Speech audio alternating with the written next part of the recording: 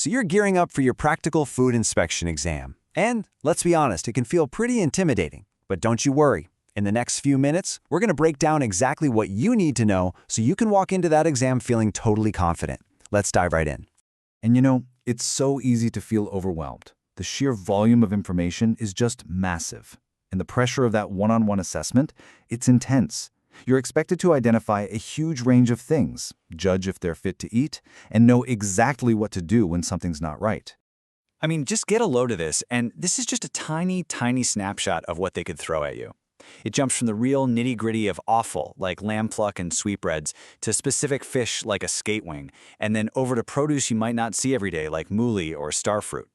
Our whole goal here is to give you a clear, structured way to tackle all of it. So, here's our game plan for this explainer. First, we'll hit the identification lineup. Then, we'll move on to the super important judgment call.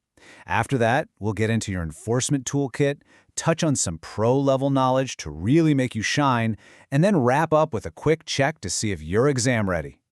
Okay, first things first, the identification lineup.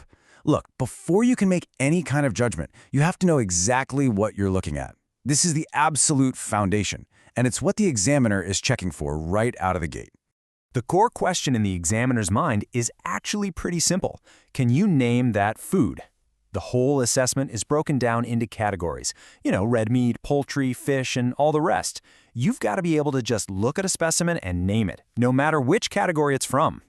And this slide? This is perfect, because it shows the two sides of the coin. It's not enough to have memorized the textbook diagram on the left, the dorsal fin, the lateral line.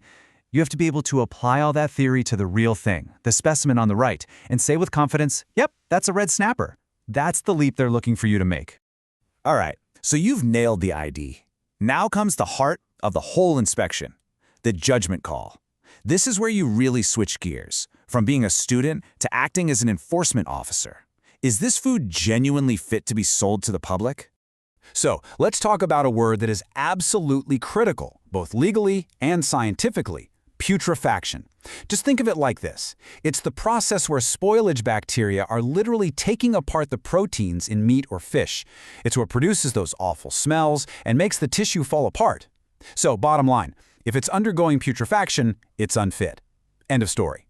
And listen, this isn't just some helpful guideline. This is baked right into the law. This quote here from Article 14 of Regulation 178/2000 is your legal anchor.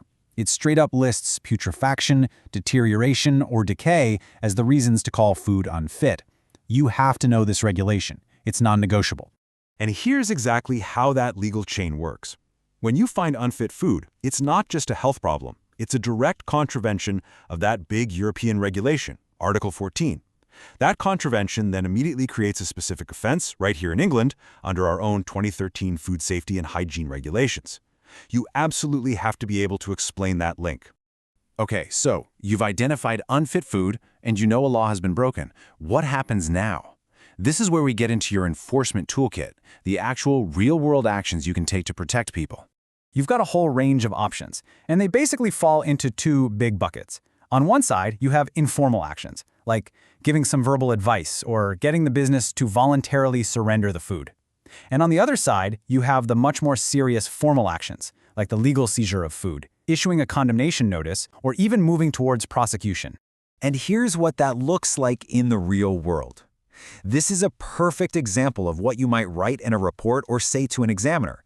It's totally factual, it's direct, and it clearly connects what you saw, the moldy pie, to the specific legal offense. This kind of practical application is exactly what they want to see. So where does your power to take that formal action even come from? You need to remember this one, Section 9 of the Food Safety Act 1990. This is the specific piece of law that gives you, as an authorized officer, the power to formally seize food that you believe is unfit to be eaten. All right, you've got the core stuff down cold.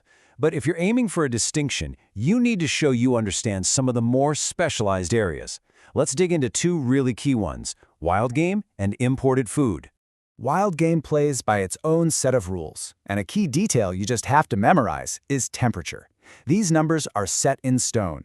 As you can see, they're super precise. Large game has to be at or below 7 degrees, small game at 4, and offal down at a chilly 3 degrees Celsius. This is one of those little facts that can really make you stand out from the crowd.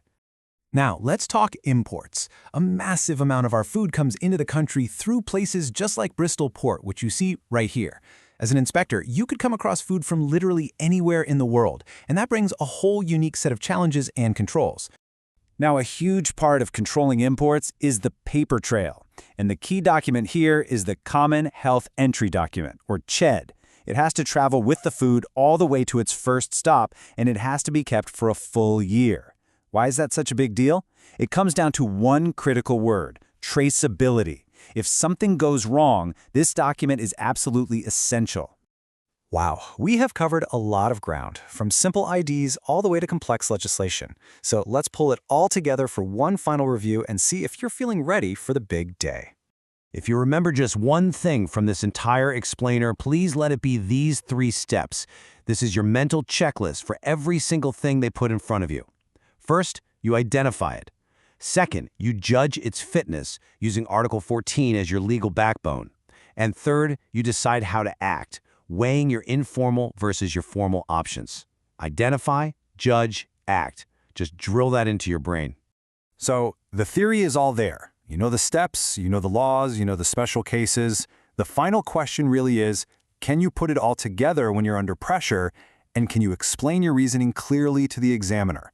Just practice that process. Identify, judge, act. And I promise you, you will walk in there ready for anything they can throw at you. You've got this. Good luck.